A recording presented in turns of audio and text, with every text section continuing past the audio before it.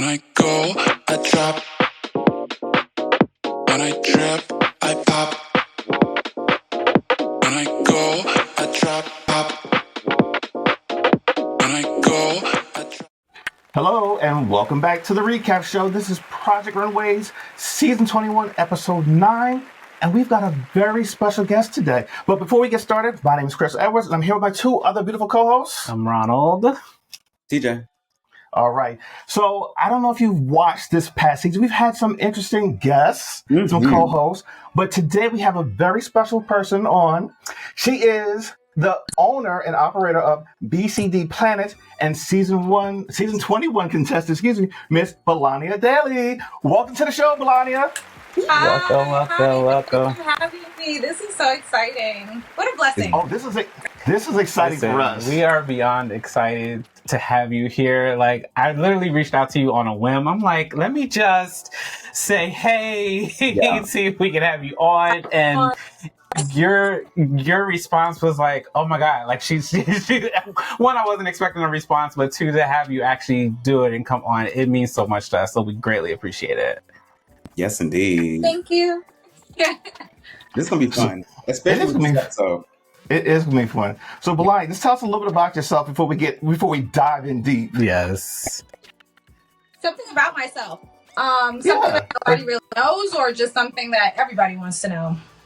Or just introduce what if somebody's looking up Belania, what should they know, especially like our audience, because they've been really getting into the episodes this season, and to have a personal sit down with you. So how would you introduce yourself basically to our audience and to the world? So, my name is Belania Daly. I am the owner-operator of BCD Planet, and I am a first-generation Jamaican-American designer. And I am a dyslexia advocate because I believe having dyslexia helps you create even better because it gives you a different perspective. Along with that, I am a FIT graduate of the Technical Design Program for Apparel Production.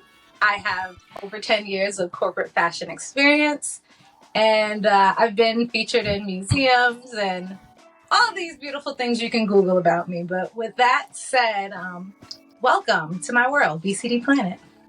Yes. Thank you. And welcome to our world. So we do have a few questions for you before we get into the nitty gritty of episode 9. So I will let TJ kick off the questions. Oh, okay. I'm doing the honors. Great. Well, I'll go a little bit out of the order of questions that we had. But since you brought up corporate fashion, I'm very curious about like your experience with corporate fashion, because I think a lot of times we hear more about like the creative side of fashion, obviously design and such. But we so rarely hear about like people who work in corporate fashion. So can you just talk a little bit more like about your experience and like what that was? What did you do and how was it? So let me pull up my answer because I'm a long-winded girl. Let me stay on topic. So listen, give it all to us. Working corporate was amazing until it wasn't. And you get a reality check, specifically being like a person of color within a corporate environment. So it was amazing. I was super, super blessed to work for, the Ralph Laurens and the Derek Lambs and, all these high-end brands that Betsy Johnson, Steve Madden. I can list them all, but I don't waste time. With that being said, it was a great experience because it looks great on your resume. You know how to code switch even better than you did before you got into corporate. You learn how to say no or no thank you in multiple ways. You know how to follow up differently. It's all these things you learn that carries into your own business or carries into like outside of the corporate world. But the experiences, the microaggressions, the rudeness, the just general looking over because looked over when you're trying to like get a promotion or level up or move in the corporate ladder, when you're getting looked over and plateaued or you're like getting pushed in the corner. So I've experienced all these things, but I say that to say these experiences don't define my next move, and they definitely don't define who I am as a person. I stood strong over the 10, now 12 years of me being in corporate fashion on my skills, my character, my kindness, because these things get you very, very far in life. And I feel like in corporate fashion, it's underrated. It's like a fifth thought. Like, oh, kindness, saying good morning, good night, get home safely is foreign. Yeah.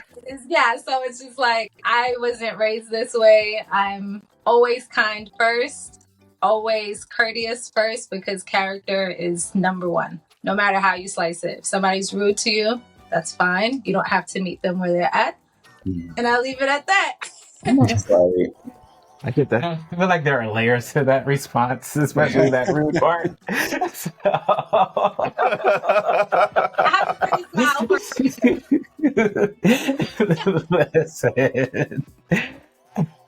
All right, so I do want to ask, like, what was that moment for you to like jump into the fashion world? Like, what was that like when you stopped and said, you know what, this is what I want to do, and I'm going to make my career this? Oh, it was a long time ago. I think I was like maybe 8. I was 8 years old when I realized I want to make my own clothes.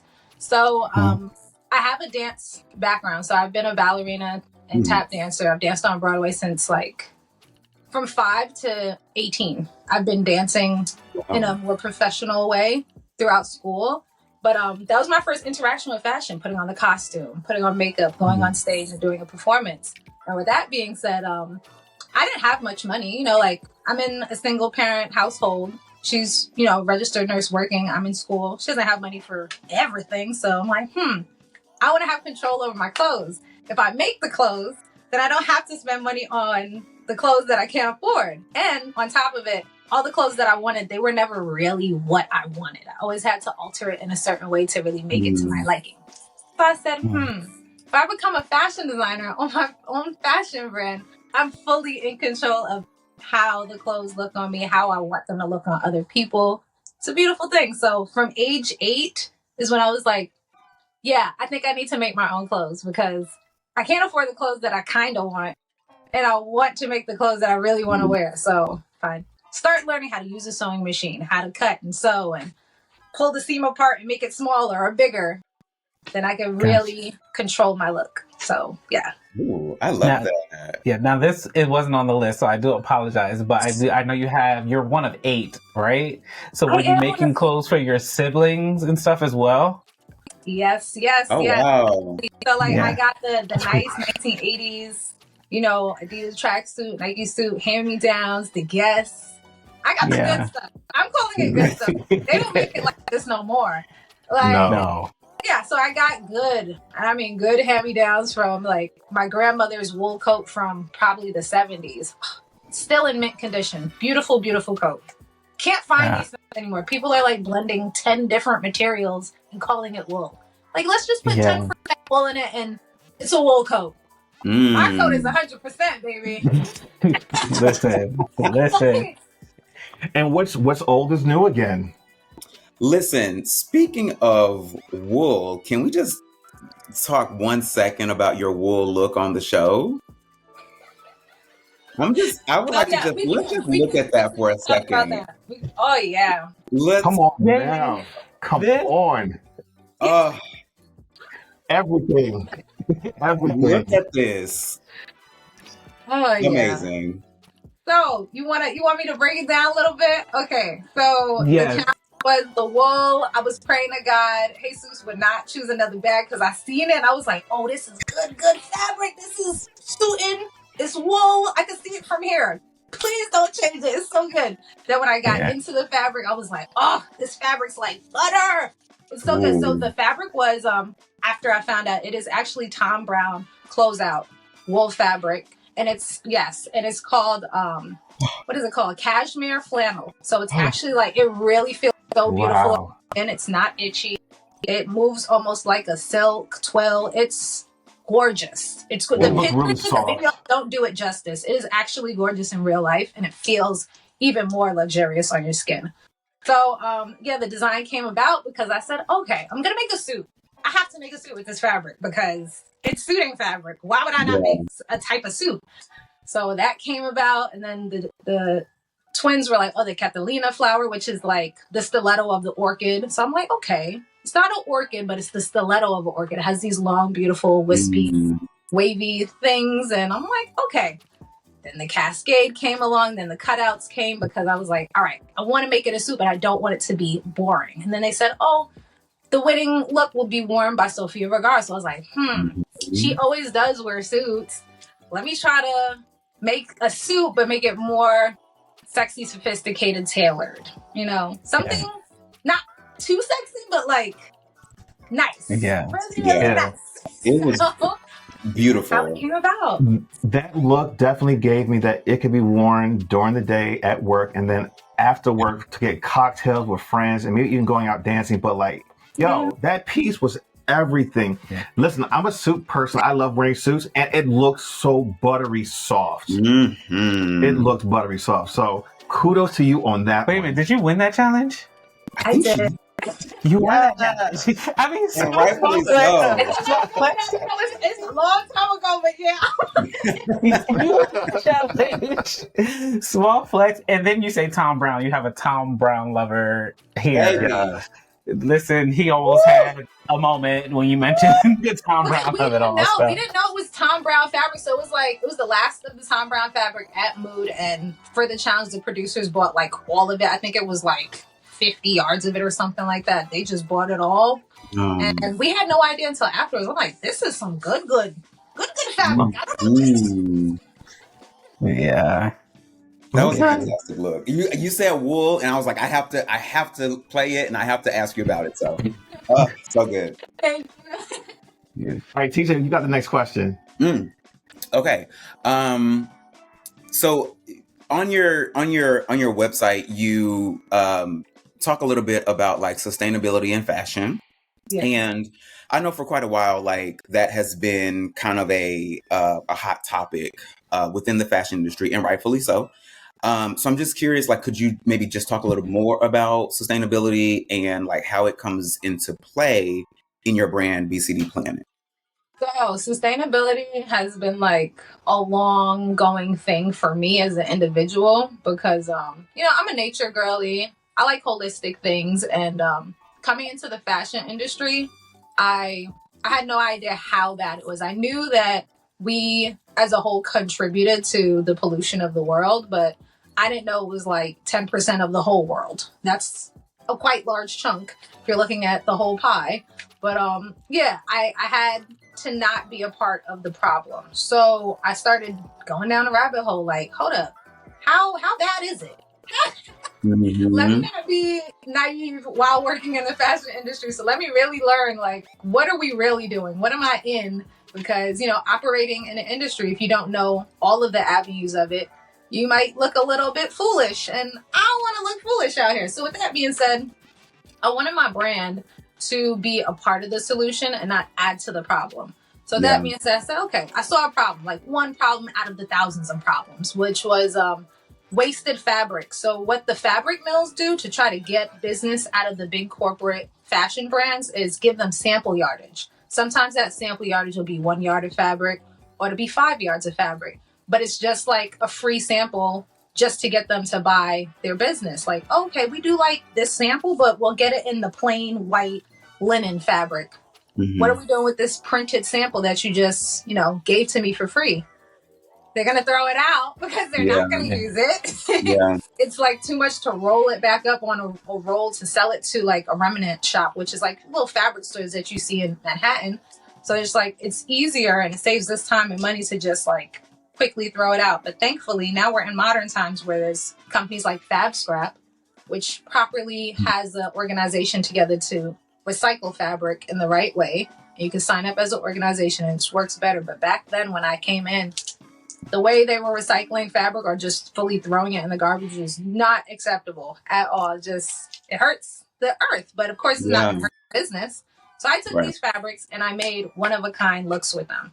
They're out of print. They're one of a kind. And at this point I have like vintage fabrics from big corporate brands or big Yeah. fabric mills that are never going to be produced again, but they're beautiful fabrics. So why would we throw them out? Why not just take this 1 yard of fabric and make a beautiful top or make a Yeah. beautiful hair? Yeah. You know what I'm saying? So like I did these things, made them, sold them, people love them. But the problem with my business now is that it's not scalable. It's just that one off. So I'll leave that where it's at because everybody loves it so much. Everybody wants to be individual. So I'll keep on doing that. But moving forward, I want to have a brand that's a household brand. I want to be like the more sustainable Ralph Lauren. We're making home goods. We have processes in place to properly recycle your things. Don't just throw clothes in the garbage, because a lot of people don't know you shouldn't be throwing clothes in the garbage unless it's like 100% cotton, because it breaks down the right way. Right. But if you're throwing clothes in the garbage, not okay. Not but nobody knows that. So I want my brand to educate the consumers. I want my brand to put amazing product out in the world, and I want it to be circular. So if you have a product that's mine, bring it back to the company and we'll turn it into something else that you can use in your house. If you have old t-shirts that our brand produced, like, yeah, I bought 5 t-shirts, I love them, but now they're tattered. Let's turn it into a floor mat. Let's turn it into a couch pillow. Like, let's figure out how to not throw it out and just fully discard. Let's make it circular so it can stay sustainable and we're not adding to the problem within the fashion industry. So that's what I want my company to be in the future. I like That's that. awesome. I love that. I love that so much, especially the circularity of it. Of, you know, if you have a product of mine that maybe you're not wearing anymore, or you've loved it so much, but now it no longer serves me, bring it back. Right.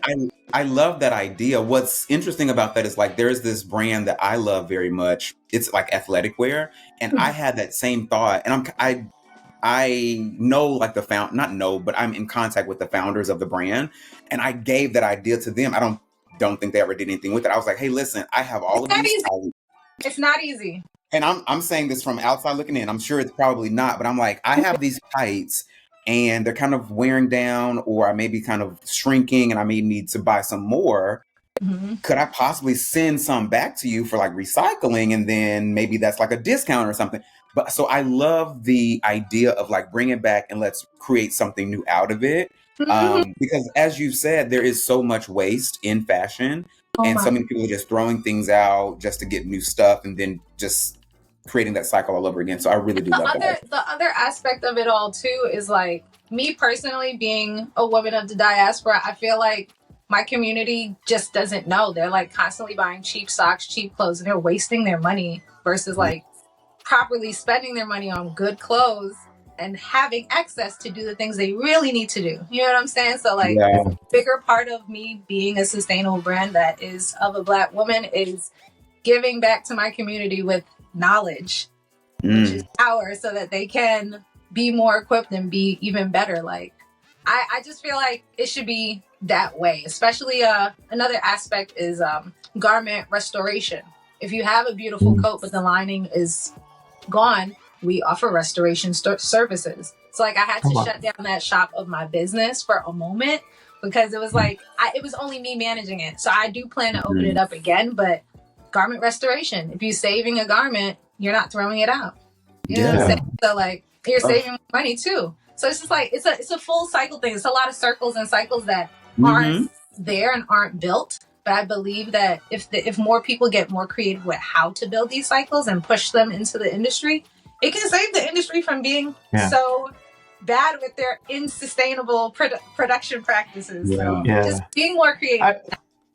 I totally love that. And, you know, it's funny when you spend good money on good pieces, you want to hold on to them for a lot longer or pass them down. And one way to do that is, you know, take them to your local tailor. You know, as you said, get them relined. It's just like, you know, I don't know if women tend to do this as much, but I know men do this. And I used to do this, especially when I worked in Manhattan.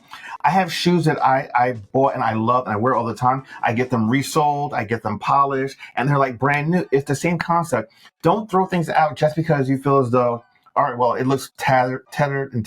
Go and get it refurbished. You spend good money on these pieces, and especially when you buy good pieces, they can last you for generations, and you can mix and match them with different styles. And I just love everything you're saying about recycling and doing the full circle with your clothes. So Me too. keep doing that, and I want you just to keep pushing that even further. Yes, But, all indeed. right. I'm going to press pause because I heard you mention socks. So this is small plug, right? Y'all please go to her website. She has socks for sale. She has a bucket hat. She has a scarf that's coming that you can pre-order. Please make sure that you are going Thank and you. supporting Miss Give back. Belania daily. Yes. Yes, indeed. We'll make sure all of that Cutting it down to information is in the nothing. description. All my promo merch is $10, except for the Yes. scarf. But they're True. all $10. It's like Right nothing now. away at this point. So And please just go. so you know, we'll put it right above here or somewhere on the screen. It is Yes. bcdplanet.com. Yes, please make sure you guys are supporting. Yeah. Please make sure you're supporting. We have a couple more questions for you before we get into the episode that was. And just speaking of like coming up with the whole sustainability and everything, I do want to ask about your creative process. What is your creative process like? Do you have to like completely shut down and just like, I have to create at this moment? Like, are you listening to music? Does it have to be complete silence? How does Belania's brain work while she's in that mode? So my creative process, I feel like it's truly being immersed in BCD Planet, which is who I am. That's me. BCD is the initials of my name, and Planet is because I'm constantly in my own head just flowing and vibing. So on site, I'm always playing vibey music. It's like, neo soul type. Speaking of soul, Cleo soul. Definitely playing some Cleo soul in my studio. Okay. So there's music going. I'm sketching. I love to sketch. So like having all this fashion history and knowledge in my head, I can like go through like a Rolodex. Like what collar am I going to put with this skirt, and what jacket am I going to put with this cuff, and all these things. So I'm like constantly sketching. I'll sketch like maybe like 50 different looks on my croquis, because like I do enjoy drawing. So a part of my design process is having music playing, sketching until I feel like I got like out of the 50 sketches, these 5 look amazing. They look really, really dope. I'm going to go forward with them. Then from there, it's selecting the fabric. And then from selecting the fabric, it's going right into the pattern making. And from pattern making is going into the cutting, and then the cutting, and then the sewing.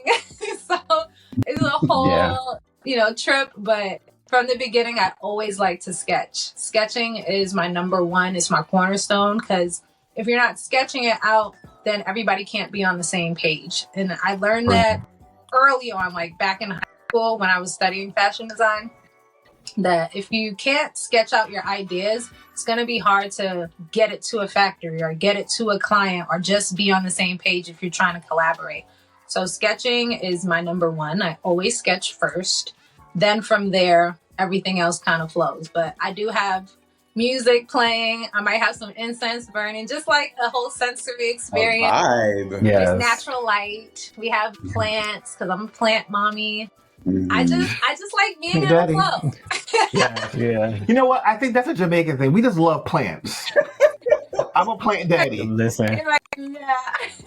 Yeah. So I want to just kind of dive in a little. This is not part of this wasn't one of the questions, but you brought this up. Do you find that process of sketching is very therapeutic for you? Oh, absolutely. Like I could sketch for days and days on end. Like it's almost like an artist not being able to paint. They probably like not being creative. So like I do need to sketch. It's almost like I don't know if you guys have ever experienced adult coloring parties where you're like coloring in, you may have a glass of wine and it's vibes with your friends and you're just coloring casually and talking. It's therapeutic to like take your hands and like color things and see even the colors. Yes. That is a thing that changes your brain and changes your mood holistically. So like I truly do enjoy sketching and coloring because it helps me out a lot. It helps me out a whole lot.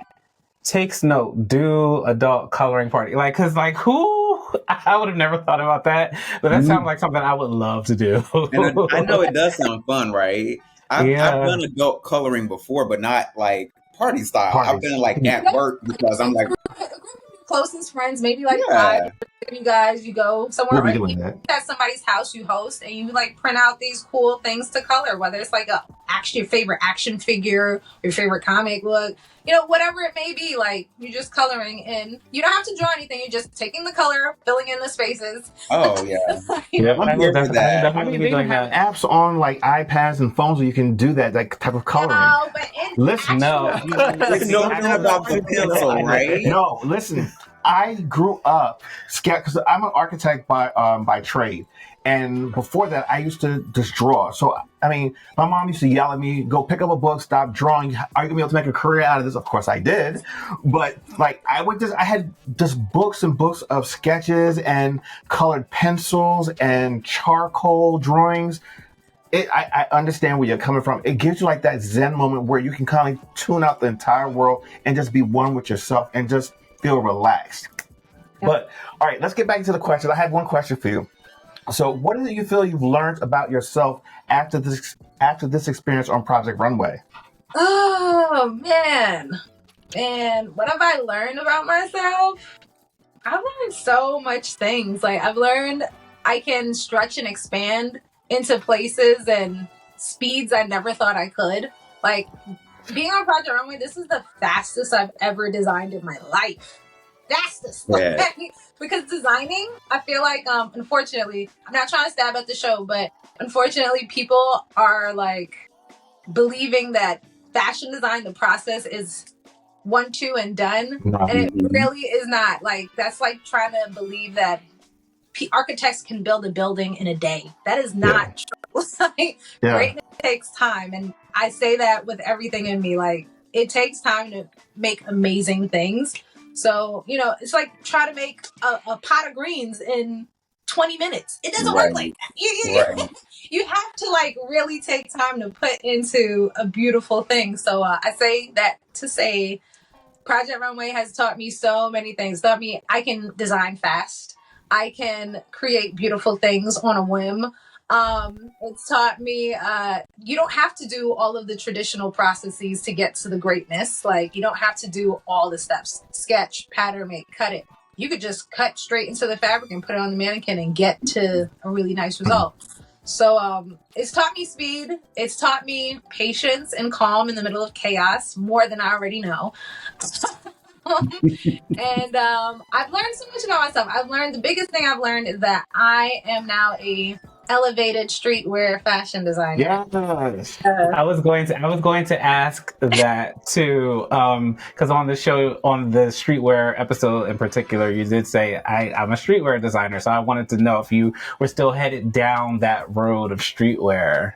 Yeah, I am, but it's like, I feel like in the show, me personally, I feel like they kind of pigeonholed me to just do a lot of streetwear things, and I was just like, hey, I can still, do evening wear. I'm of Caribbean descent. I can give you avant-garde with a little bit of playing mass on the runway.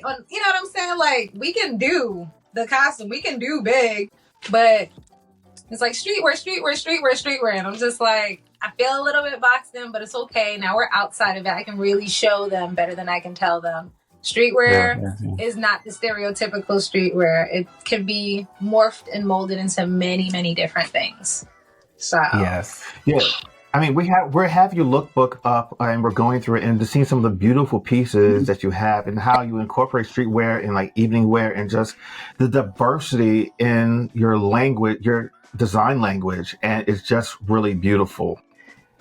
And of course, the prints, like. So these almost everything that you're seeing right now, none of these fabrics were purchased at stores. They were all reclaimed fabrics because they were in a landfill somewhere, just rotting away. But I decided to get these scraps and make something beautiful out of them because why not? Why not? There's something I love your style.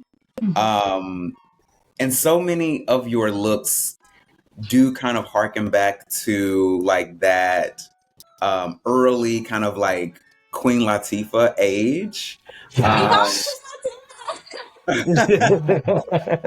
Like Like, especially like with the hats and stuff. I'm like, this is so like, it's so retro, it's so throwback, and it's so good and it's so black. Like, Yeah. it's 90s kids. Yeah. So by default, I always love 90s things, and I'm always going to go a little bit of 90s, a little bit of romance, because I'm a ballet dancer, so things have to be flowy and pretty. And, you know, I used to skateboard as well, so like I have this preppy, kind of tailored Come on, kick thing push. going on with me. Yes. oh, So, I'm in love. I guess one more question before we, get into the episode. It was Chris's question. Yeah, all right. So the last question before we get into this is, what's next for Belania? What is next? So, like, immediately, what is next is definitely building my online presence, because once my online presence gets big enough, I can start collaborating with brands, especially brands that everybody wants me to collaborate with. Recently, I put up a poll on my IG story saying, which brand should I collaborate with, you guys? You know, is it Glossier? Is it Sephora? Is it Starbucks? Is it WNBA? And a lot of people said WNBA. So, like, with that being said, now the conversation is really going to start rolling. That was just one poll for me, like asking my audience, like, hey, who should I collaborate with? So immediately growing my online presence so that brands could collaborate with me and it'll be beneficial for them. To definitely doing collaborations with organizations like the WNBA. What? Yes, we make tall goddesses some really cool things. Yes. You know? Okay. So, yeah, I really want to do more collaborations, not just like clothing brand to clothing brand, but like unorthodox things. Like, I don't know, like think of something that you wouldn't think a clothing brand would collaborate with. I want to do more collaborations like that to bring more awareness, bring more eyes to my brand, and just do it. Like, it's so cool collaboration. So that's what's next right now. And then next year, I want to try to put together a small little sampler collection to show the world. Okay. Now that I know I'm a sophisticated, tailored, perfect Yes. I want to put together a little sample capsule collection, maybe like 5 looks, just to start it off. And then like further in the year, maybe God willing, towards the end of the next year, I can do a full collection. But for next Fashion year, Week? Yeah, next year for February, I want to do like a real small sampler. Like, all right, y'all, this is just a teaser, but keep on following me and keep it up, because we're gonna drop the big collection and it's gonna be a vibe. But before, and we will be there. We will be there. We will be there to support. Yes. Yes, we do pop up apparently. Yeah, we will pop up. And as long as we're invited, we will pop up. Yeah. All right. We love a good party, you know? Yeah. I grew up in hall descent. Like, I grew up in a dance hall, so like you're gonna hear Buju playing. You yeah. It'll be playing into the early morning. Yeah. All right. So with that being said, let's get into this episode. So this episode was titled Something Wicked, and it dealt with the upcoming movie Wicked. Was it For Good? For Good. For yes. Good. For Good, yes. And let's just say that this episode left us with mouths wide open, jaws dropped. And I will say you were featured very heavily in this episode, and I really want to get into it. So with that being said, should we just get into the looks first? Wait, no, I want to know. Okay. I have to know. What was going through your head through all of the foolishness beyond the look? Because there was even one point where they cut to you when I think VJ was talking, or one of the twins was saying how they want to take the other twin and Ethan to the finale. You did. Wait, what? So I just want to know what was going through your head in these moments. Look, let me give y'all the tea. The editors are editing, okay? Okay. That look back and forth was definitely not for that response. It was for when Jesus and VJ were they were about to like that's what my response was for that. So the way they cut it up, they made it seem like it was for that response, but it wasn't. Okay. But yeah, that's TV for you, right? Yeah. That is TV for you. Let's Well, listen, between the ending of last week's episode and this entire episode, we have definitely been engaged. So obviously, oh my God. Yeah. Listen, So obviously last week was not the typical ending. Last week Yeah. was the shocker because Heidi was like, oh, both of y'all are going home. So no one expected that, of course. We all thought, okay, cliffhanger, we'll find out who goes home on the next episode. So it was obviously, a very gag-worthy moment. So what was your reaction both when in the moment when she said both of y'all are going home and then afterwards when Christian was brought in and said that like both of y'all are saved? Like The what Christian happened state. with you like in that moment or in those moments? So I also too was going through an emotional roller coaster because I was just floored because my client, first of all, she said she loved the coat and she loved the shorts. Although she didn't love the silver, she didn't speak up about it. So I was just like, oh my God, what? Why did you speak up to Laura and say like, wait, I may not love this top, but I love my coat and I love my shorts? Nothing was said. So I was just like, okay, I was trying to process that. And then I'm on the stage like, yeah, I'm about to get sent home. And my client didn't speak up. All right, I'm getting ready to go home. So I was like kind of monotone. And I was already mentally there. Like, all right, I'm definitely going home. Let me just start shutting down my brain and we're good. Then they bring Christian out. They're like, wait, and we're like, huh? What is happening? So I'm thinking because we knew about the singular Christian Siriano save. But come to find out, it was a double, and it was like, yeah, I run the show. I can make up the rules and change the rules if I want to. And we're just like, damn. You talking about gagged? We were just like, I bet. We didn't expect that. Like, I did expect the save. When I saw him walk out, I'm like, all right, boom, he gonna save Jesus. Whatever, I'm going home. He's like, no, both of you are staying. And I'm like, okay. I guess I should be jumping for joy now and forget all these feelings that I have. But here's the thing, like, I wonder why did you feel as though you were going home? Because remember, you have 2 wins also. You know what I mean? And you had some amazing looks. I thought when he walked out, I was like, okay, thank God she's going to be saved. I didn't expect a double save. I thought it was just for you, if I'm being honest. Look, anything could happen. They were smoking me like a ham on that stage every time. I'm the black girl with an attitude, but everybody else can have an attitude because they're gay. I guess maybe I gotta be gay to have an attitude. I don't know. But they wasn't liking me, and I was like, yeah, they gonna send me home because I got that rude gal business going on. So they wasn't liking it. So I was like, all right, I guess I'm a little bit too rude for them. They can't handle the rudeness. Listen, so here's my thing, right? And this is why I say I feel like that's layered when you said that earlier.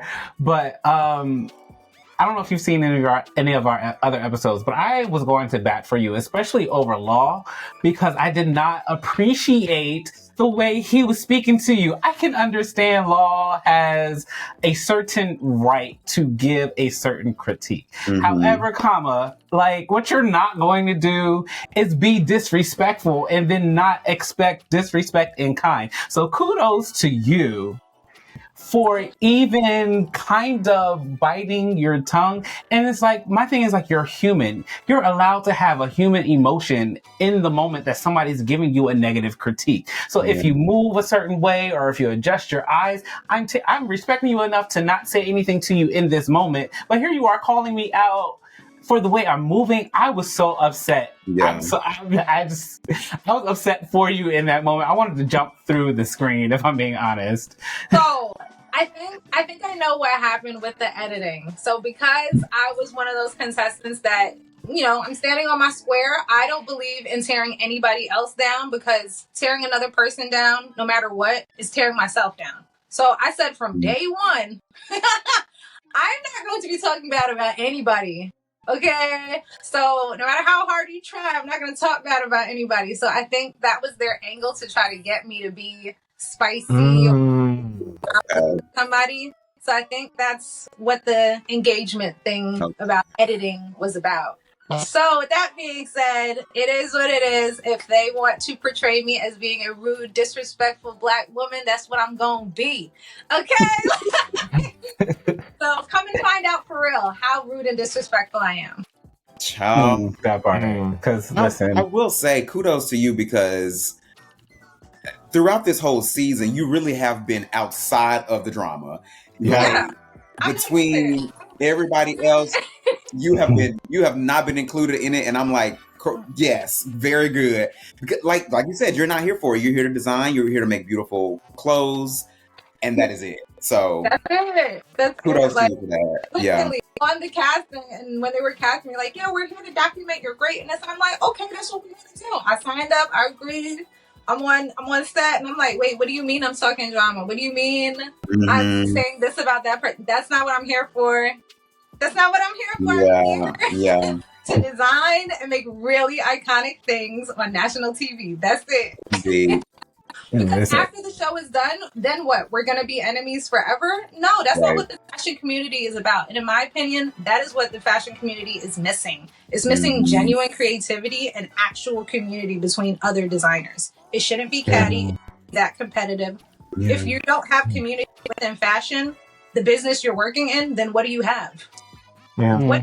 You have nothing if you don't have, your other designer friends coming to your shows, supporting you, your other designer friends saying, hey, here's an alley-oop. I can't do this grant because my business is too old, but your business is young. Here's where's the community? The community is missing within the fashion industry, and the genuine creativity is missing. Like, I know everybody rap for money and businesses are businesses, but at the end of the day, community. So after we felt like we're all in a group chat. We're real life friends for real now. So the drama of the show is whatever the show is. It keeps the engagement, getting them what they get for viewers and Emmys and all the things. But us as humans and actual creative individuals, that's not who we are. So however they're shaping us is how they're shaping us. But that's not my experience. That's not what I subscribe. I'm glad that I'm glad you explained that, because that's something we've been talking about all season, how Project Runway is a different beast this particular season. It's more along the lines of like Drag Race and all these other reality shows where they're pitting people against each other and they're trying to create drama to have higher ratings and to appeal to a younger audience. Because this is not something that was something you found on... I mean, there were little specks of drama in past seasons, but this season does seem a little amplified. Yeah. And I will say you stayed way above the fray. So kudos to you, my fellow Jamaican. Manas, okay? Yes. See, this is the language that they're speaking that maybe the and I lost in translation. All right. So can we get into these looks? Do you mind giving us your feedback on some of your fellow contestants' looks from this previous episode? Yes. Okay. Let's jump into it. All right. First up, we have Jesus. Yes, Jesus came out. I was like, am I in the Oz? Like, am I in the Wiz? What's happening? Remember the show? Remember the scene in the Wiz where they're like wearing green and wearing meat? Yes. Like, it was giving very much, And I was like, I'm here for this. Yes. So you got to be seeing green. It was good. It was so good. I loved it. This was amazing. Jessica, the model, she too, I have been rooting for her all season because every time she presents on the runway, she is just stunning. So, whatever she put on. Plug about Jessica, she's actually a walking modeling coach. She teaches other models how to walk, and she's amazing. She really, really is amazing. She's a video editor. She's a Renaissance woman, for real. I love her. Check her out. Go find her. Jessica, she's that girl. You have to own the runway. You have to really sell the product, no matter what it is. You gotta tell. She was so uncomfortable because it was like the sharp. Yeah, it was crazy, but you would never ever know. You would never ever know. She's an amazing model. Like, a true model can really sell you anything, and she really sold that look. It was so good. Yes, it's awesome. Wow. We actually saw her last weekend at so Joseph McCrae, amongst a bunch of other designers, had a show in Harlem last week, and we went to it, and she was there, and we were hoping that she was going to walk. No, she did not. I love this actual look, and here's the thing: Jesus and Antonio have not been our favorites. But I have to say, But I have to say, you cannot deny the looks. Like, this look was stunning from head to toe. I Yeah. mean, Yeah. the color, the cuts, even the boots that he did with it. I mean, just stunning. And everyone is just gazing at her while she's walking down the runway. That was just everything. Yeah. Loved it. It was gorgeous. Like, that fabric was really it. Like, the way the sequence was cut, it was really good. Yeah. Yes. For sure. And this was an Next avant-garde up on- challenge, and so it was undeniably avant-garde. It was a beautiful Absolutely. look. Yeah. Yes. All right. Next up, we have the brother, Antonio. I loved Antonio's look too. It's so like Okay. soft and beautiful. It was very much giving the I forget the character's name. She was played by Ariana Grande. Glinda. Glinda. Yes, very, very much. It was so beautiful. It was so like sweet and romantic. I loved it. I loved it so much. Even the cuts of the sequence, how the chevron went down and it made your body look very silhouette, very slender. I thought it was gorgeous. But they're sequence brothers. Like, they know how to get a sequence and make it look good on the body. Yes. Okay. They are good at that sequence. I'm telling you, they're like sequence mavens. They really are really good at what they do. I did not understand the judges' hate on this because I loved it too. I was like, what's happening? Because it's a competition, so that's why they're like. I loved it. Like, even the flower, like I saw what he was trying to do with the flower. Yeah, it may have been a little quote unquote messy with the edges, but I just thought the whole thing was so beautiful. I don't know. I didn't respond as severely to this one as I did Jesus's. I do like the way that they were connected though. One had a green heart, one had the white heart. I saw that, or I recognized that. But I think I kind of agree with the judges on this one. Like, I was like, it's okay. I mean, I agree too. Like, maybe the hearts weren't necessary, but that's what their design was. Yeah. And they were standing on it. So I do support the fact that they were like, this is our design. We're standing on it. That's it.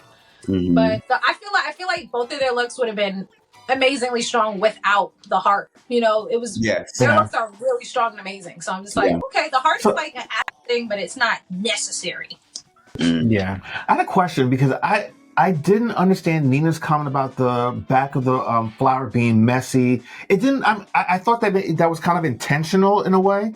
What was your take on the back of that dress? So my take on the back of the dress, I feel like what he was trying to convey was the actual poppy flower. So if you look up a poppy flower, it is kind of like floppy and soft in that way, and then the middle of the flower has the pollinator things coming out of it.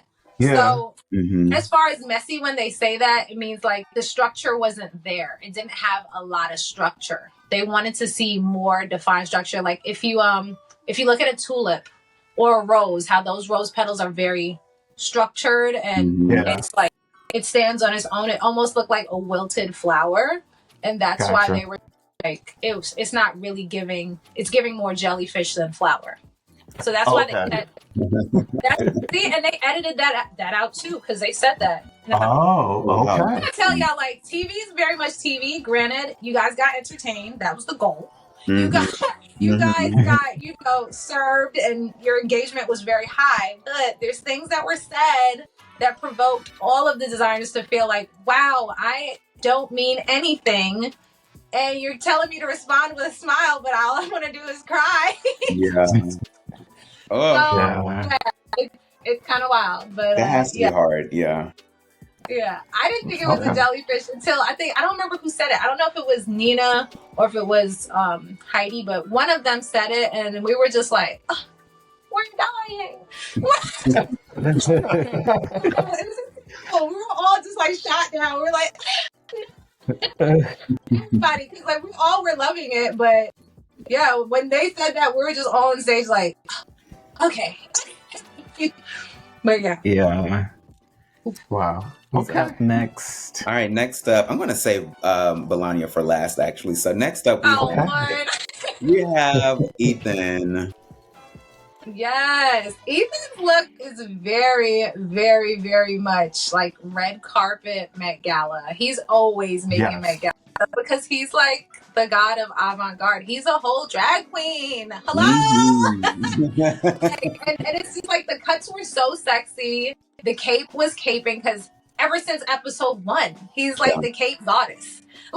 You know what I'm saying? So like Ethan really ate down with like the whole mysterious aspect of his look, and it was simple, but at the same time it was like just enough to like get the judges like, oh, I want to keep staring at it. I loved this look from the moment he had the sketch to the actual building construction of it, and then the runway. Now I have to say this: the thing that pissed me off, and I agree with the law, was the fact that he chose the wrong panty to put underneath of that. He should have had like a nude panty, or it was nude. I think that, but it wasn't the proper color, and so it was very visible. I mean, I thought that look was executed perfectly, except for that one minor detail. And you know, just because they had to find something to criticize, that was the thing they picked on. But other than that, this was stunning. Yeah, I mean, even if he had more crystals to cover the panty area, he would have been in the clear. You know what I'm saying? Like, you can't send her down there naked. You can't send her with the strap, because they were saying like, oh, I think Will was saying you could have sent her down the runway with the strap, but does production know what that is? Were they giving that to us? No. Okay. It's like a strap that you can wear that's like literally just covers your genitals, and there's no panty going around your hip. So like, of course we know about that, but who's bringing that in? But we don't have it. Right outside and try to find it and bring it in, but did that happen? No. So, it was either you add more crystals and hide the panty, but you don't have time for that. Damn, I wish I had time for that. Right. So, you know, so it's just like we're trying to like make it happen, make it work in the time constraints, and he did the best that he could do. Unfortunately, the panty got him a red flag. Flag on the play. Yeah. I agree. The panty. Look, I'm sure he was just like, "Damn, that panty showing, but I can't do nothing about it." Yeah. Right. So it is what it is at this point. Yeah. I thought this was a really good look as well. Obviously, I love the drama of it, the avant-gardeness of it.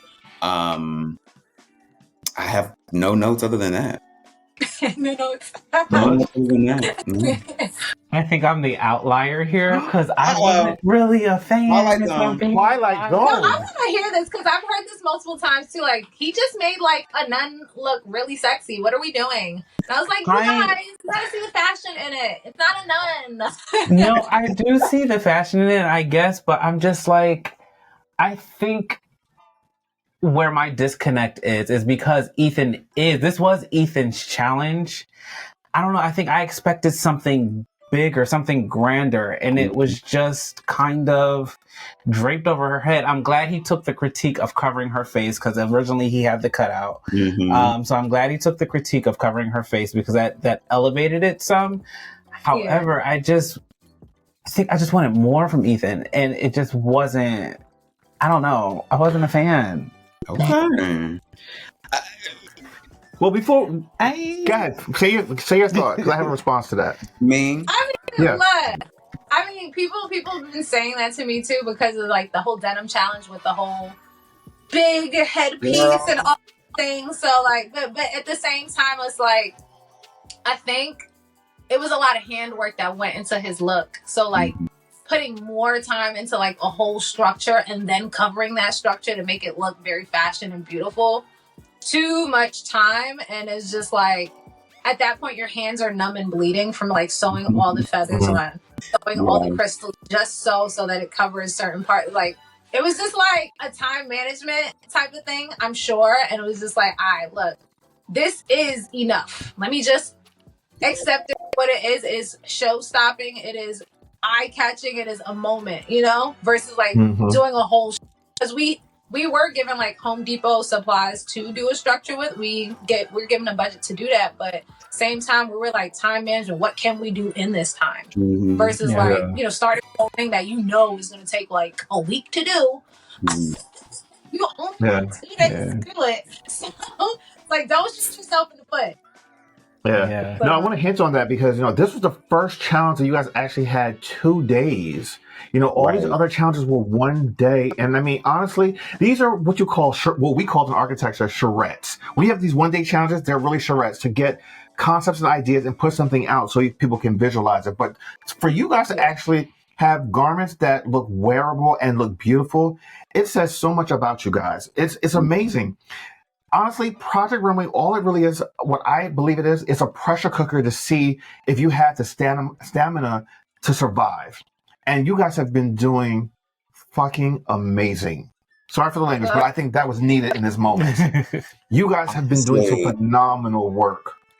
like every challenge has been a one day, and it's like, oh my God, this is insane. With the exception of this one, of course. So I was quite surprised that they finally gave y'all a 2-day challenge here at the end. I don't know whose idea that was, but I want to smack somebody.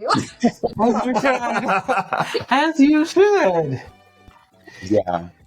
I know it's a challenge. I know it's a competition, but we could have at least got one, like way before avant-garde. One, Yes. two. I'm honestly surprised that the unconventional challenge wasn't a 2-day or. What? One day? It's Crazy. control. We were up in, everybody was up in arms like, what is this? Whoa! Yeah.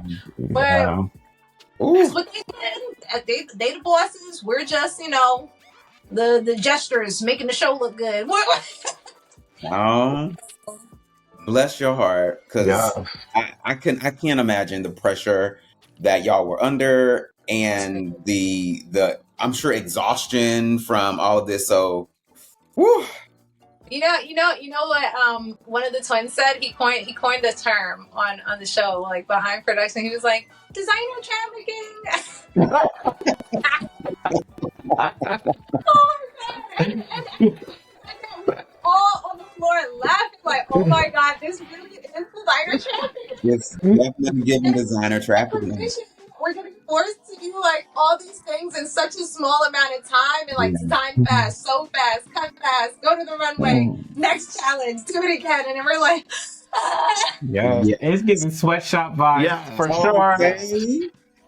Hold on, I want to ask a question now. I don't know if you can talk about this at all because I know it has a lot to do behind the scenes of production. But what was the actual time frame from when you guys started to when it was finished?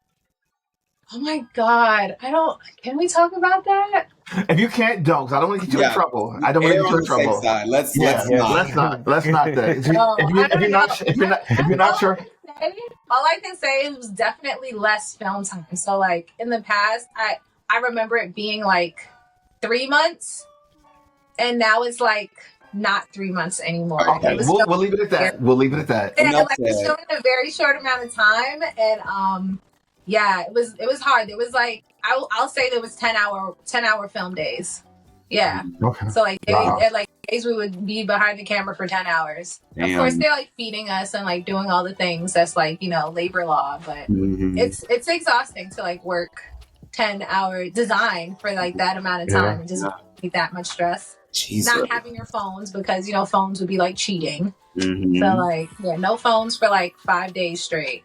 We only had our phones for like 2 hours on the weekend, maybe for like work, but 2 hours is for work. Insane. Yeah. Okay. Let's get into.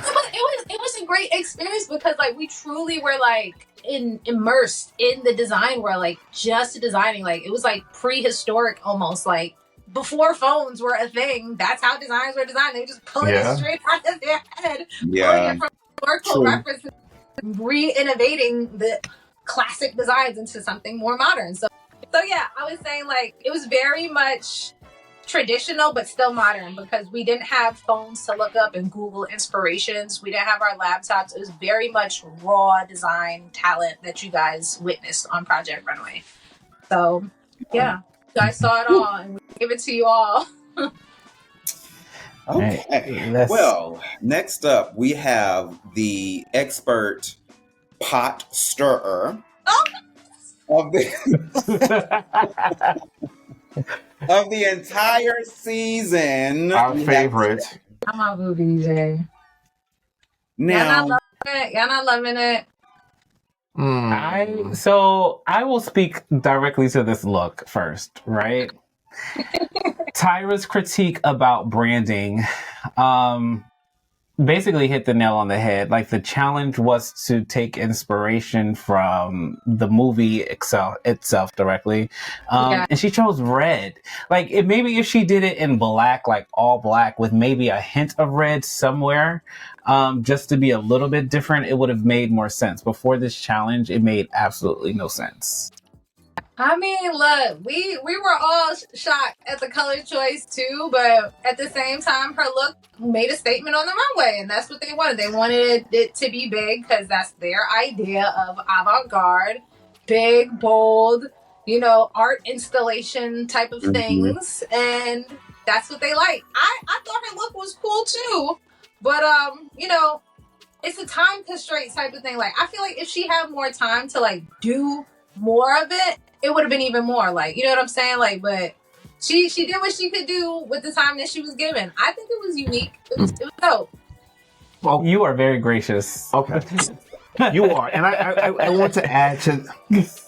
I wanted to, but like, I like structured things. I like tailored things. I like things to look really like, neat. I like, that's my aesthetic. So like me trying to do something of that nature, it'd probably be more structured and like unison. It wouldn't just be like thrown together. But that's sometimes that is the art of it all. That's the design of it all. Just throwing it. That's how ripped jeans became a thing. Yeah. There was a time where ripped jeans wasn't a thing, and now it's a thing. Now it's a thing. You're right. Yeah. So here's the thing. I don't disagree with anything you're saying. Yeah. But once again, she did not fulfill the brief. 2 weeks in a row. 2 weeks in a row. She did not have a reveal in 2 weeks ago's episode. And this episode, she did not fulfill the brief in regards to referencing the movie. It's about color. It's about the theme of the characters. And granted, I think the look was stunning. I love what she did. I thought that was very avant-garde. But if you were to say, all right, here's what my interpretation of Wicked for good is, I'd be like, well, I don't get it. Yeah. I don't get it.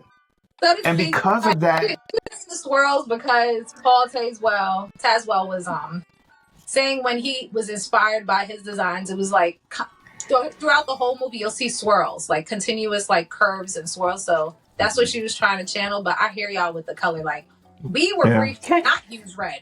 We were very much briefed to not use red, but she used red. Like, okay. So I just want to say one more thing too. I know Nina Garcia has been in the business for a while, but I question a taste level when she said those shoes looked good. Baby, those shoes did not look good. And yeah, I will leave that at that. Go ahead, TJ. I'm sorry. So I wanted to talk about the red as well. So this is probably the third time that I can recall that VJ has done something completely counter to the challenge. Now, or not even to the challenge, but I guess counter to what probably most people in the workroom or everybody in the workroom is doing. I'm reminded of like last week, I think it was last week. Yeah, it was the Western Challenge when she did that red... 2 weeks ago. The vinyl. The red vinyl, because she specifically was like, everybody's doing leather. I'm not going to do leather. I'm going to do vinyl. And she went with the red, and it put her in the bottom. It was not good. And here she is doing it again in the same color. And specifically this challenge, y'all were told, don't use red. Well, we were told because it's like it was like a whatchamacallit. I think it was like a contract thing because of like the red shoes from Dorothy. Yes. We were like you guys got to be careful because you can try to use red, but you cannot do just a standalone red shoe. So we were like, F it, we're not even going to use red at all. But VJ made a whole red outfit, which has nothing to do with like the Dorothy red shoe. So it's like, okay, I'm okay to use a whole red situation. So that's where the loophole was. But the rest of us, we weren't even going to play with it because we was like, Yeah. we ain't going to use red. Nah, we're not going to Yeah. do that. Like, so that's They where that told kind of you. came. And They told then you. here, her favorite colors, I don't know if she said it on the show or at any point, are red, white, and black. Those are her favorite colors to use. So like, I guess she feels the most inspired to use But red. she's not designing for herself, and that's the one thing she fails to recognize. She is designing for a client Or a challenge. or a Yes. challenge. Like, yeah. And again, I'm always for people who want to be different and think outside the box and go Yeah. against the grain. But if there's a time and place for it, and this nor that Western Challenge were the time or place for them. I was very surprised that the judges did like this look as much as they did, because when I first saw it, I was like, Well, Nina was the only one that liked it. oh, was she? I thought they all kind of liked it. Okay. Yeah, no, I Nina was the only one that liked Nina it. liked it. And mainly because, not that it wasn't avant-garde, but to me, it didn't look innovative. Like, to me, it looked like I've possibly seen something like it before. And to your point, the red shoe, I did see like a post, a reel or something where Ethan was talking about that same thing. Like, Yes. the red shoes are like the ruby slippers are actually copyrighted by Disney, so you cannot do red shoes. And here you are doing a whole red outfit with red shoes. So I was like, now, girl, what are you doing?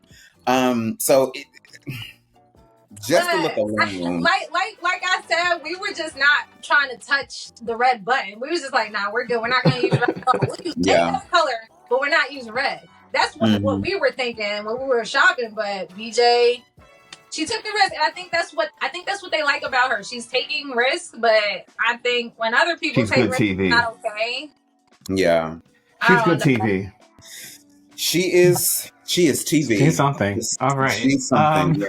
Yeah. Let's Last but not least. Move on. Last but not least. Well, BJ, Y'all can be friends. BJ was picking on everybody else in this episode, but we will get to that in a moment, because we have, last but certainly not least, The best.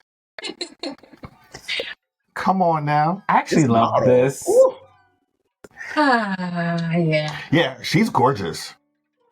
Yeah, Kudia is my Senegalese princess. She's so beautiful. This is her second year on Project Runway.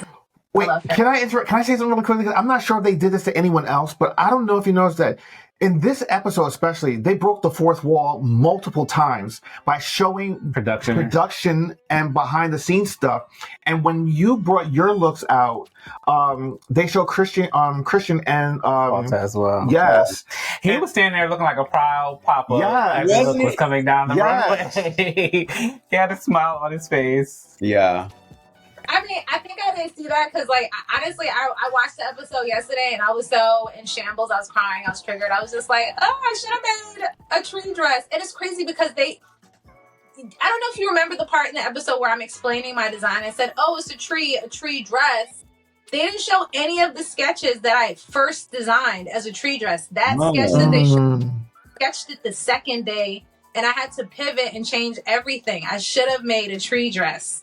So it's just like Christian being like, oh, I think you shouldn't do, a dress because that's not really your forte. You should do streetwear. And I'm just like, I'm like kicking myself right now because I should have listened to myself and made a dress. So that's the tea behind all of that. Granted, I made a full streetwear avant-garde look, but I think I should have stayed true to myself and made another dress. Like, all of my life, I've been making dresses. That's the first thing I learned how to make. But if you notice throughout the whole season, I never made a dress. I think I made a skirt for the Princess Challenge, but after that, I didn't make any dresses.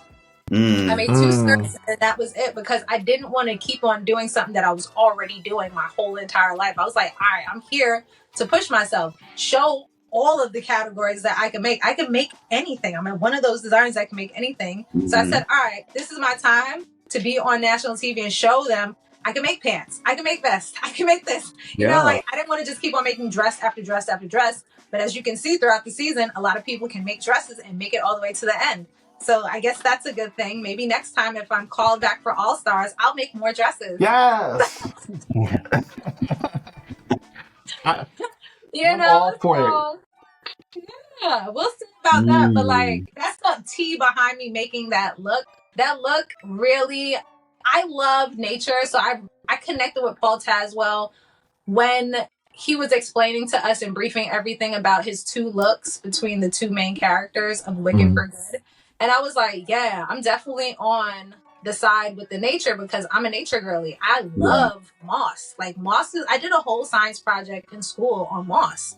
Like I love moss. So I'm like, boom, I'm gonna make a moss inspired look now that I'm kicked to the curb about making a dress because I really wanted to make a whimsical tree dress with like copper wire and all these amazing things. But I was shot down because I was pigeonholed to be a streetwear designer, and I listened to Kristen, and I should have listened. And you know, it's everybody's decision as a designer on the show to take his advice or not take his advice. That's up to you, and that's your decision. So I kind of fumbled the ball, and I feel like I should have done something more sparkly and more dress worthy. I should have made a big dress, is what I'm saying. So I say that to say, if I could do something again, it would probably be the avant-garde, and I would make an amazing, huge, show-stopping, stage-swallowing dress. Yeah. But yeah, that's what I did. And I love my look. And I loved it. Because the fabric, it doesn't even show up on camera that it's like a two-tone taffeta. And it really does look like moss in the forest. Okay. And it has like the different shades of green. It's a beautiful fabric, but it kind of fell flat. But it's like a taffeta. Then there was like a velvet on the side. And that's why it looks so rich and deep. But yeah, I wanted to give this, and there was boiled wool. It was a boiled wool hood type of cape. And I just wanted to give this character that was from the woods in Wicked. Like, honestly. And I imagine that. I'm like, all right, she can definitely be a moss goddess and just be in the woods. And she like pokes out from the tree and she blends in at the same time. And it's like, yeah, I'm here to help you, guide you through the woods so you can get to your next destination. Yeah. But they wasn't hearing it. They didn't like it and all these things. So, but I like it. He looks cute. He can step out on the street today or in the movie and still be giving vibes. Correct. Yeah. I didn't understand the hate towards this because I actually really liked it, especially looking at it more than once as I was like getting the clips together. I was like, look, they just hated me. No. Well, I mean, given the critique, I could see. Listen, but I thought it was really beautiful. The model looked beautiful, and I actually could see like Elphaba like on a reconnaissance mission, having that on in the movie, like just like trying to be incognito when she goes to Oz or whatever the case may be. Like I saw it, and I thought it was really good. Yeah, I gave it my all. Yeah, I think the judges did like it. But yes, again, to your point, I think they liked it, but not necessarily your response maybe to the critique. And obviously it's law, you know, I don't know what it is. He has been on you. Again, I'm going to say the way they chopped it, they made it seem like I was like interrupting and I really wasn't. They said what they said, and they wanted me to respond, so I did. But the way they chopped it, and see, that's not fair. That's not fair. No, it's like why try to tell that narrative? Fair. This is who you are. Okay. This is true. I will say though, I did find it very funny that Law took the prime opportunity to recreate the iconic Tyra Banks yelling at the girl on America's Next Top Model. I'm so sorry, but I did laugh at. They put it out there. The difference is, I wasn't giving No, not at all. Yeah. I was like, okay. Yeah. I was calm. So yeah. And I think that's what threw Tyra off too. She was like, "Wait, does this moment really call for that?" Like, it was kind of cringe. It was kind of cringe. He wanted that moment. That's all. Random, but shout out to Tyra though for wearing. So Tyra is wearing Bishmi Cromartie in this episode, and she's on theme for the episode. And Bishmi is a former winner of Project Runway, so I'm like, oh, I love this. I love Bishmi as well. So shout out to her for making that connection. But yeah, so are we ready to like get into the drama? What happened after? After the runway? Oh, it was. This is a girl. What? That was one of those, girl, what's going on? I think my biggest question for you is, how did you not crawl into a corner and just ball up while all of that foolishness was happening? Like, I would, like, if I was in that situation, I think I would have just wanted to disappear. That was my double take moment. So the clip of me going like, is definitely right when Jesus and VJ are, they're like right at each other. So I'm just like, oh my God, I'm literally in the middle. What do I do? Yeah. I feel the energy passing back and forth of, it's like fire flames. It was like heat. I was sweating so badly on stage. I was so nervous. I thought they were gonna like literally go up to each other and start really getting physical. So I was like, oh God, I want to get off stage so I'm not in this, because I don't like being around drama or tension, because energy triggers is absolutely real, whether you believe it or not. When you see somebody crying on the train, you also want to cry too. When you're sitting next to somebody sad, you kind of feel sad too. Like, it is real. So I was in the middle of it and I'm just like, I don't want to be here. Yes. The judges are getting a kick out of it. They're like, ha, ha, ha. And I'm over here like, we are real humans with real mental health states of mind. And this is totally toxic and unhealthy. But for the, the vein of TV and all of these things, we are here to do that, right? Just forget our feelings, forget our mental health. Let's make entertainment. I think part of it is that this whole thing was building from the very beginning, from episode 1. This has been like a crescendo. Yes. This was a pressure cooker, and it's just been building. They've been talking in the confessionals about one another. And here's I'm going to say this. VJ had an opportunity to send one of those brothers home, and she chose not to. Yes. Okay? Yes. She chose not to. She played the game and sent Joseph McCray home instead. So whatever happened afterwards, she is partly to blame. So all that hate that came back on her, she has only herself to blame for that. Looking back, I mean to segue, but looking back, I almost like wish I was in the state of mind to process. Like, it was 6 of us. We all could have put 2 votes for each person and it would have been even. Now what? Because the whole idea is like, we were all up in arms and quite pissed off that we were put to be a judge. We didn't sign up to be a judge. We're like, whoa, that's not our job. Our job is to be designers and to be judged, not give out the judging. That's not what we're here for. So we were like, damn. So if I could do that over again, I would be like, hey y'all, just put 2 votes for each person and they still got to make a choice. It's not on us. That's a brilliant idea. Back, yes. I would do it that way, but we're so like, we're like stressed, we're emotional, we're not processing our like thoughts right, so we're just like doing the next thing to move on to the next step. But if I could do that again, I would definitely do 2 each. I think this episode in particular, though, I think it got to the point where it got to is because, unfortunately, and I'm sure editing had a lot to do with it, but it just it felt like VJ was picking the entire episode, like the whole process in the workroom. It just felt like she kept picking and poking and picking and poking. So I think by the time you all got to the runway and you were all receiving such negative critiques, especially the who would you send home, who would you send to the final, I think it just all came to a head. Yes. So you get the picking and poking throughout the whole episode, and then you get that on the runway to go backstage. It was going to get there. Unfortunately, it was just going to get there, and it was a lot.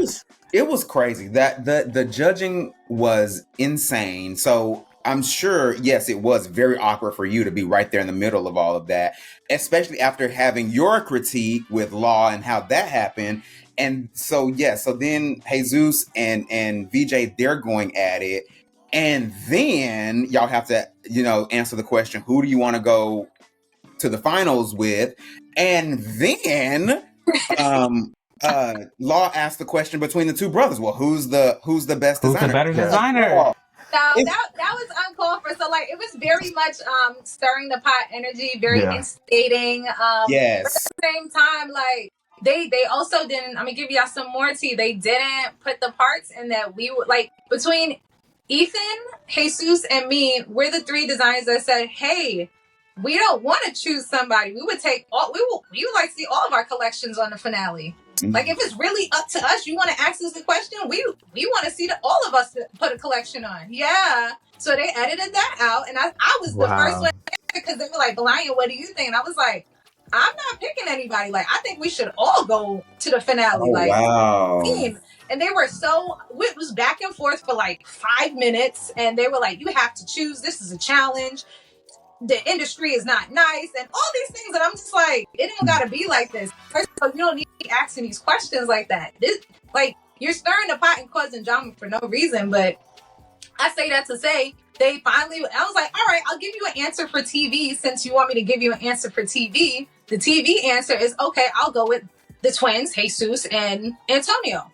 Yeah, that's my choice. I'll just pick that. And I just picked that randomly because I was just like, I'm over it. This is like weird. Like, I'm not going to pick out of one of, like two people. I genuinely was like, I want to see a collection from everybody. Yeah. If it was my goal, I'll put everybody like, all right, we all making a 5-look collection. Let's do it.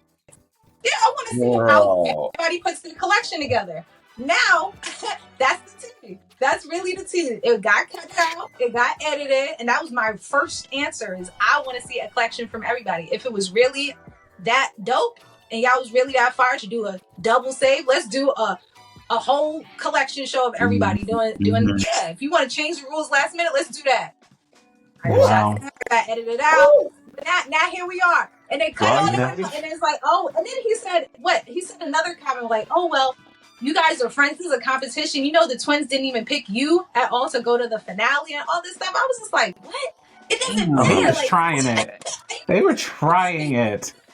Anybody pick me because I know my talent. I know my value. So, like, I've done collections before, so it's not like, oh my God, this is the end all be all. It wasn't the end all be all, but it just gives me more fuel to be like, okay, now that the show is done, I'm gonna really show y'all what type of collection y'all could have saw on the Project Runway stage. Yeah. So, I know that's right. You got the tea right here? Yes. On the recap show. And listen, we don't want to keep you too long. You had another point. Go ahead. I was just going to say, I don't have a point. We end the episode with Antonio very likely quitting the competition, right? So we have no idea what's going to happen. That's the back and forth drama. That's what I'm saying. Like, it was very like, it was, I don't know, like, I can't say too much. I could just say like, it was rough because it's like, why are you doing this on national TV? You want to put me and embarrass me for your own, like, that's not who I am. I'm not taking no disrespect from nobody, no embarrassment. I don't care who you are in the industry. I'm not about to take disrespect. So I'm going to pack my bags and go home. Because, like, what are you talking about? Who do you think I am? Think I'm going to, like, kiss your butt just because you're on stage and you're technically above me right now? Like, it doesn't matter. Like I said in the beginning of this interview, character kindness goes a long way. So, like, just taking disrespect, how is that acceptable? Like, how is that a standard? Like, just being disrespectful on stage. Like, yeah, I want you to throw your brother under the bus. Yeah, I'm going to call you talentless and you're going to smile and take it. What? This is my career. This is my life. Like, I've worked so hard in the fashion industry for you to just have me on national TV and embarrass me. I'm not doing that. Who do you think I am? I'm leaving. Yeah. Like, honestly, I business. And with the clients that respect me and the industry that respects me, because this is a joke. He was like, I'm out. Yeah, and honestly, I don't blame him either. Like, I've had this arc with Antonio in the past few episodes where I've really begun to like him. Yeah. And I completely felt where he was coming from. And it's just, But he left. Like, that's all I can say. Like, and I respect his decision because, like, why? Why would you take that? Because when the show was all said and done, then what? Then people gonna think, oh yeah, I could run over you and disrespect you too. No. Yeah. No. Well. He showed him who he was. And he was like, yeah, I am the one. Bye. Yeah. Well, I love him though. I love the twins. The twins are my boos. I love them so much. I will say, after this episode, I do respect them more. I was not big fans of them like over the last couple of episodes, but this does show like their integrity because Jesus, when he was first posed that question, like who's the better designer, he declined to answer the question. We saw that, and now with Antonio very likely or possibly like leaving the competition based on that very messy question. Like that really does go to show their integrity. So this was a crazy episode. This was an insane episode from start to finish. Yes. And we are just so happy that you came on this particular. Yes. It's the stars align. Yeah. The stars align to have you this week. The recap show. Yes. What a recap it was at that. Indeed. Belania, thank you so much for joining us. But before we let you go, please let people know where they can find you and get in touch with you. Okay, you guys, my favorite part, my shameless plug. Please, you can find me on www.bcdplanet.com. You could also find me professionally on LinkedIn because I worked hard, honey. I know And please check out my promo merchandise. It is not going to last. It is $10. Like, I chopped it down because it was more money, but like I really want to give it back to you guys. I want get BCD Planet on the streets. I want to walk around on the streets and catch my product and stop you guys and take a photo so I can like document the history of BCD Planet being on actual people. Like it's a whole journey. It's a manifestation. It's history in the making, and I really, really do appreciate this moment. Thank you, Project Runway. Thank you, Mood Fabrics. Thank you, Good Morning America, because I was on there 2 times. Come on now. And thank you, everybody who is continually reaching out, giving me my virtual and in-person flowers. But yeah, please find me on my website. Reach out if you want me to do speaking engagements, more interviews. Just let me know. And I'm building things just for you guys. I want to be a part of history, known as a American Jamaican fashion designer trying to change the fashion industry. Come on, y'all. Yes. We will make sure to have all of Belania's stuff down in the description below. Just click on the link and you can be taken to wherever. Website, Instagram, LinkedIn. But of course, we thank you guys, the viewers, for watching this very extended episode with Belania. Please, of course, you know the deal. Like this video. Hit the subscribe button, and then also don't forget hit the notification button so you can get notified every time we drop a new video. New videos drop every Monday at 8 a.m. Again, Belania, thank you so much. We appreciate you giving us your hard-earned time to do this episode with us, and we'll make sure that everyone gets all of your information. So until we see you guys next time, guys, have a great week. Deuces. When I go, I drop. When I trip,